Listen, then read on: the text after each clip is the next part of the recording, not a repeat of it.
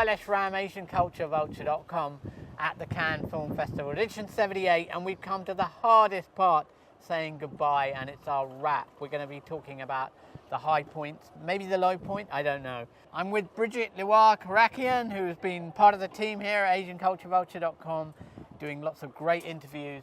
So Brigitte, what was the highlight, the Indian highlight for you from this year's Cannes Film Festival? The first highlight is Homebound. We're very happy to have them in Un Certain Regard competition. You call it Regard in English.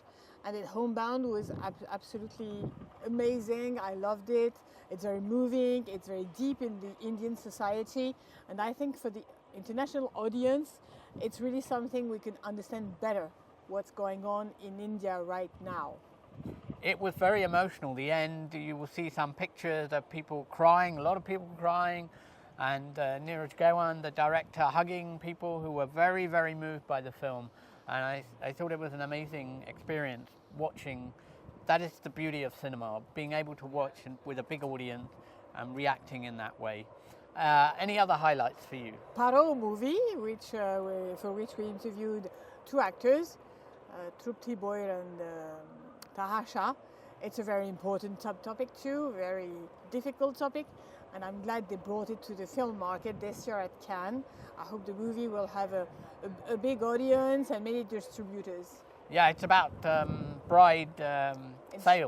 brides. Absolutely, absolutely, and we don't talk about it very often. It's very important to watch that movie, so we were glad to watch it in Cannes. For me, a particular highlight was the screening in Cannes Classic of Aruna Din Ratri, the Satyajit Ray film, 1970, Cannes Classic. There was a meeting of Hollywood and Bollywood. You had Wes Anderson, who's here with the Phoenician Scheme, doing the introduction, very warm, very personal, really gave an insight into his filmmaking.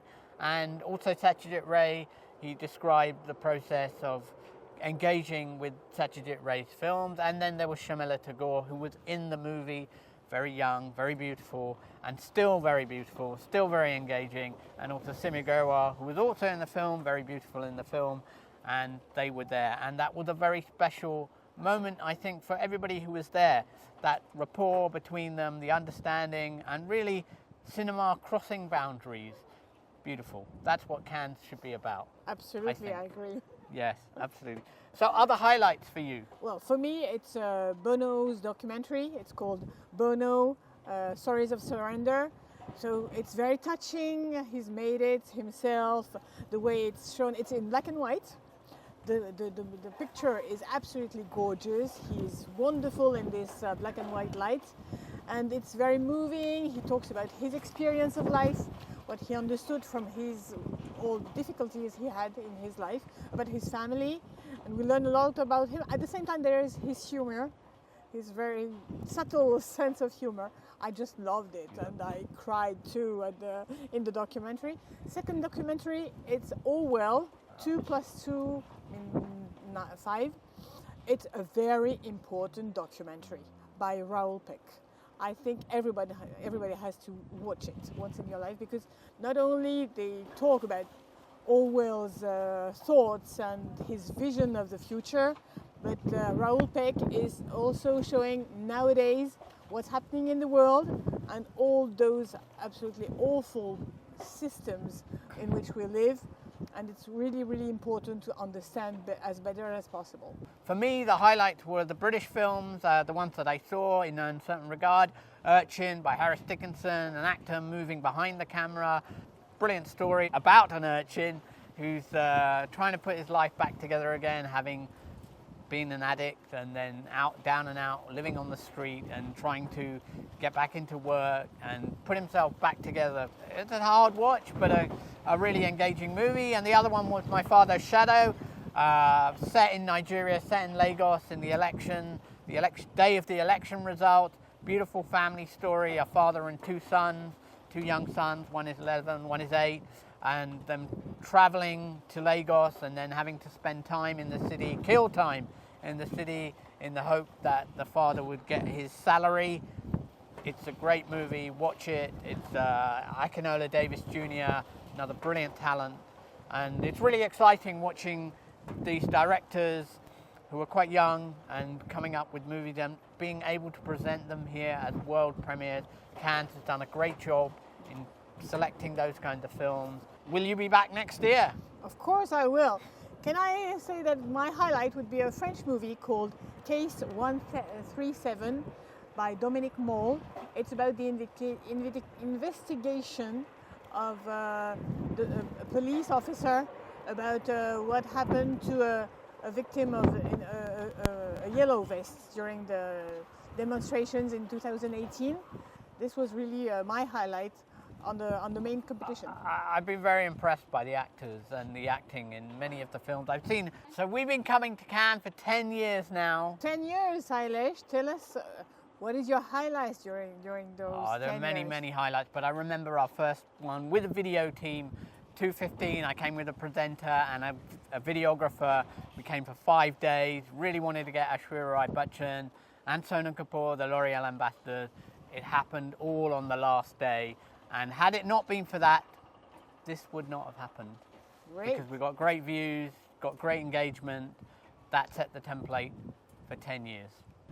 So Brigitte, you've been interviewing for AsianCultureVulture.com since 2016. That's right. Highlights for you? Oh yeah, meeting Danush the first year. It was a great interview for a co-production between France and India. And then I interviewed for Asian Culture Vulture Madhavan. It was a dream come true. I love Madhavan. Yeah. For me this year, with a particular highlight was Shekhar Kapoor. He talked a lot about the future of cinema. Do watch that interview if you're interested in the future of cinema. And also the many celebrities we've interviewed here. Aishwarya Rai Bachchan, Sonam Kapoor, Deepika Padukone. And yeah, I keep coming back to that first one because it was really on a whim and a prayer. We had a very tight budget. We just came to get these interviews and we got them all on the last day. And that's why we're here. And this is Cannes, isn't it? The sun is shining. The sun is shining on us, metaphorically, if nothing else. And it's windy, but this is Cannes. This is what I came for. This is what Asian Culture Vulture came for. So this year we've done a lot of interviews, more than we've ever done before. Largely we've had a slightly bigger team. But yeah, I mean, I can't even remember all the people I spoke to. Can you? Yes, I can, absolutely. We interviewed Mayur Puri, great director for the trailer Lost and Found in Kum, Rahul Bhatt, and the actress Katie. So Shekhar Kapoor, Anupam Kher and Shubhangi Dutt, who I think is going to be a star. Always good to interview somebody who's up and coming. And Asta Gill also, a Hindi pop star who I think we'll see a lot more of in the future, outside India. Yeah, and then today with Neeraj Gawan, Ishan Khatter, Janvi Kapoor and Vishal Jaiswal, that was very special, I thought. They talked brilliantly about the film. And it is a very deeply felt, intense movie, but it's a really good watch because you really go on the journey. Thank you very much, Sailesh. Thank you, Brigitte. Thank you for all your help. So it's a goodbye from all of us. We're wrapping up now. AsianCultureVulture.com, edition 78, Cannes Film Festival. It's our 10th year of making videos here. So do watch some of our previous output. And obviously, keep it locked with AsianCultureVulture.com. So to end, I have to thank the team behind the camera. It's a special team for this special 10 years. Natalie Barrass, Adrianne McKenzie and Anuj Deo. The camera's there.